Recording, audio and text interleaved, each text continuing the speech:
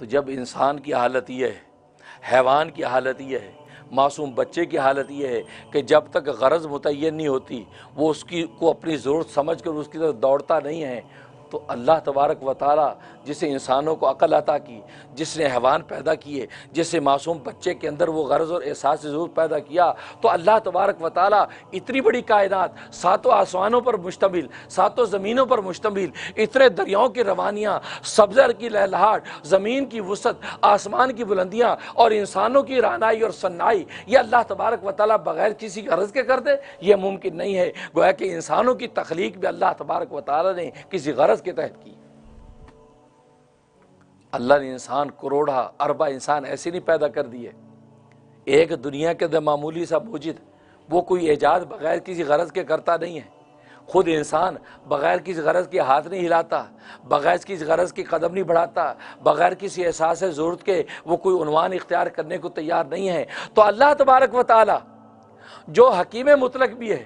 اور علیم کامل بھی ہے، تو اللہ تبارک و تعالیٰ کیسے ہو سکتا ہے انسانوں کو پیدا کر دے، ان کو عقلیں بھی دے دے، ان کو فہم بھی دے دے، انہیں قوتیں بھی دے دے، انہیں طاقتیں بھی دے دے، انہیں دولتیں بھی دے دے، انہیں حکومتیں بھی دے دے، ساری کائنات ان کو دے دے، اور بغیر کسی غرض کے؟ نہیں، ایسا نہیں ہو سکتا۔ اللہ تبارک و تعالیٰ نے بھی انسانوں کو کسی غرض کے تحت پیدا کیا۔ اس لیے قرآن میں صاف کہہ دیا، افحسبتم انما خلقناکم عبثا، کیا تم یہ سمجھتے ہو میں نے تمہیں بیکار تمہیں پیدا کر دیا؟ میں نے بس پیدا کر دیا، تم کھاتے رہو، پیتے رہو، سوتے رہو، جاگتے رہو، جفتی کرتے رہو، بچے پیدا کرتے رہو، مر جاؤ، بس یہ زندگی؟ نہیں، افحسبتم انما خلقناکم عبثا وانکم الینا لا ترجعون، اور کیا تم یہ سمجھتے ہو تمہیں ہمارے پاس لوٹ کر نہیں آنا؟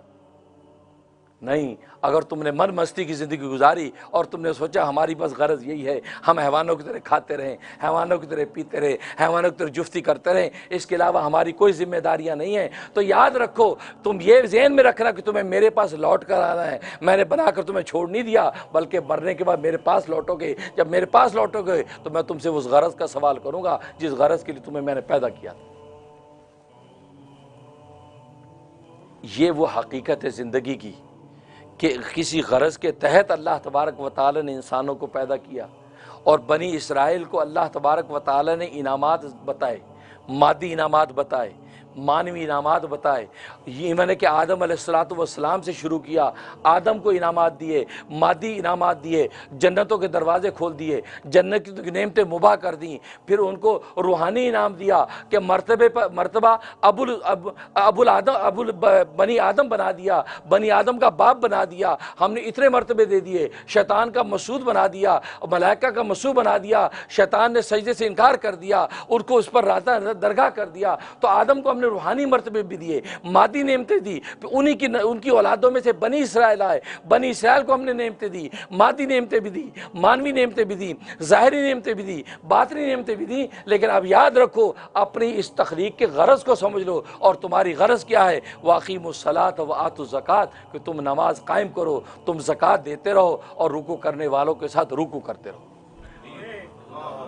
کہ یہ عبادت الہیہ، اللہ تبارک و تعالیٰ کی عبادت کرنا، اس ماتھے کو ماتھے کے پیدا کرنے والے کے سامنے جھکا دینا، اس قلب کو قلب کے پیدا کرنے والے کے لیے دھڑکنا، بس یہ تمہاری زندگی کا اصل مطمع ہے۔ اس مطمع نظر کو تم اپنے سامنے رکھو، تمہیں کھانے کی اجازت ہے، تمہیں پینے کی اجازت ہے، تمہیں پہننے کی اجازت ہے، تمہیں رہنے کی اجازت ہے، لیکن تم اپنے مملوک ہو کر مالک کو بھول جاؤ تو اس بے وفا کی ہمارے کا کوئی قیمت نہیں ہے۔